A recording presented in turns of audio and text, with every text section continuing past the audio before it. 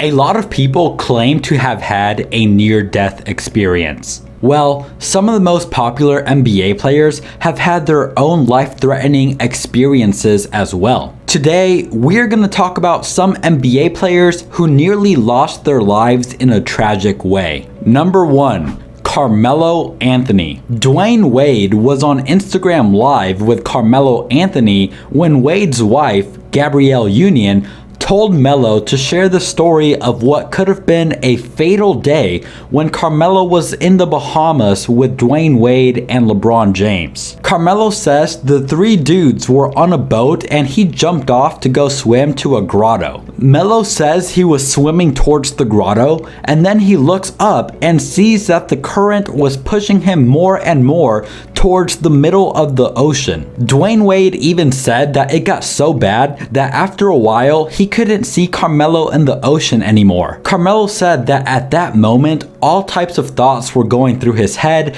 and he looks up at the boat and he saw LeBron James jump off the boat and start swimming towards him. LeBron swam out to Carmelo and listen to this. Carmelo said, "LeBron was bringing me back with one arm. He was swimming with one arm and carrying me back with the other. LeBron saved my life that day." Even though LeBron was the hero in this story, unfortunately, LeBron has a story himself where he thought he was going to die while on a plane ride. About his experience, LeBron said, "Everybody on the plane thought they were going to die." Here is LeBron's story. In 2003, when LeBron was drafted by the Cavs, he complained to the team's management about how old the team airplane was. A few years later, LeBron was still concerned and he brought the subject up to the owner of the Cavaliers, Dan Gilbert, but Dan dismissed LeBron's concerns until a plane ride that forced the team to make a major change. On a podcast,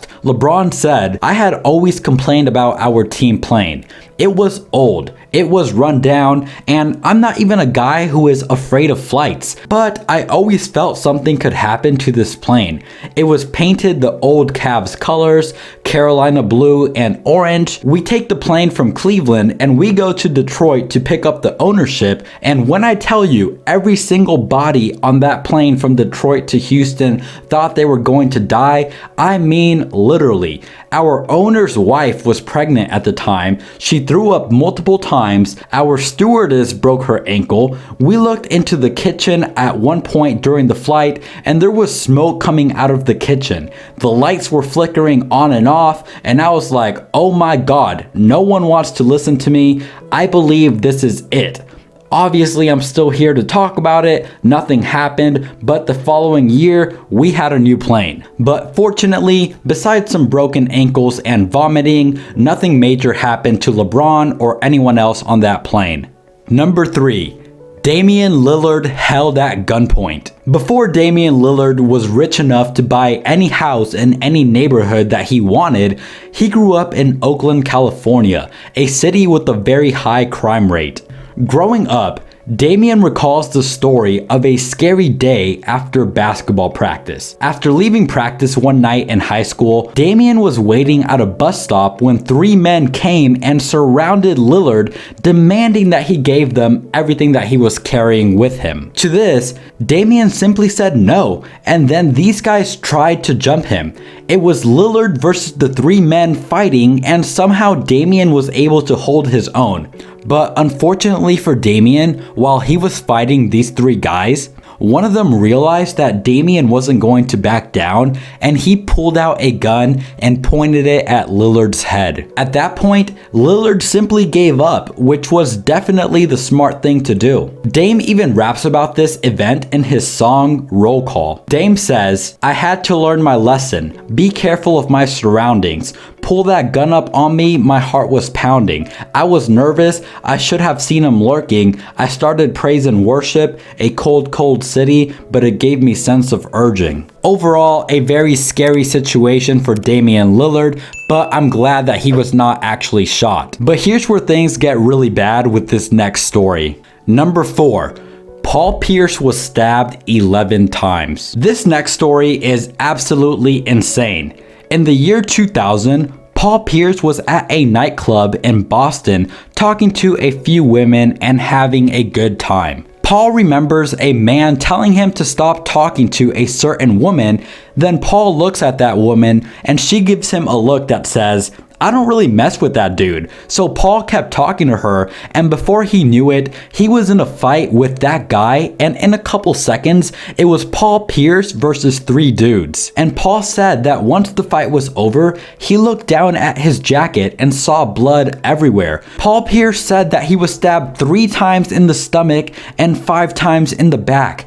And on top of being stabbed all those times, one of these guys hit him in the face with a bottle that left a scar over his eye on top of all the stab wounds he already had. Blood was dripping down his face, and Paul had a hard time keeping his eyes open. He said that he was having shortness of breath and he had no idea if he was going to live. He was absolutely terrified. Paul was then rushed to the hospital where he recalls banging on the hospital door asking if he was going to die. So Pierce was in the hospital for 2 entire days, and then he went home, and while he was watching the news, he saw a report that a teenager was stabbed 2 times and that poor guy had passed away. Pierce said that the entire incident made him respect and appreciate life on a whole other level. After the incident, Pierce said that he carried a gun on him at all times for 2 years, and he was afraid of being in large crowds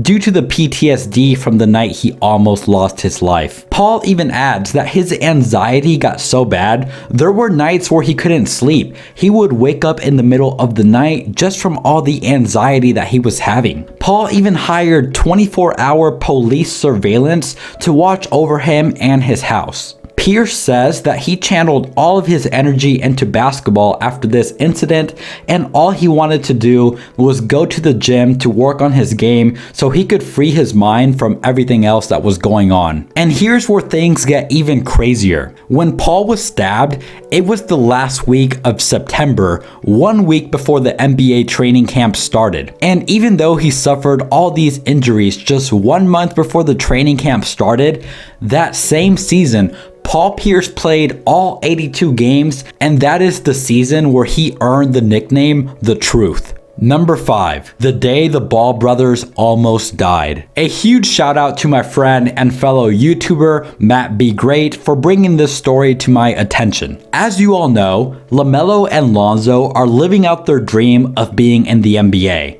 But when they were kids, their lives were almost taken from them by a gunman when LaMelo was only 4 years old and Lonzo was 8. LaMelo and LeVar were getting up shots at a gym in Los Angeles while Lonzo and Jello were scrimmaging on the main court against grown men. While Lonzo and Jello were scrimmaging, one of the men on that court got fouled hard, and he said, all right, I'ma be back," and left the gym. The guy came back and shot up the entire gym.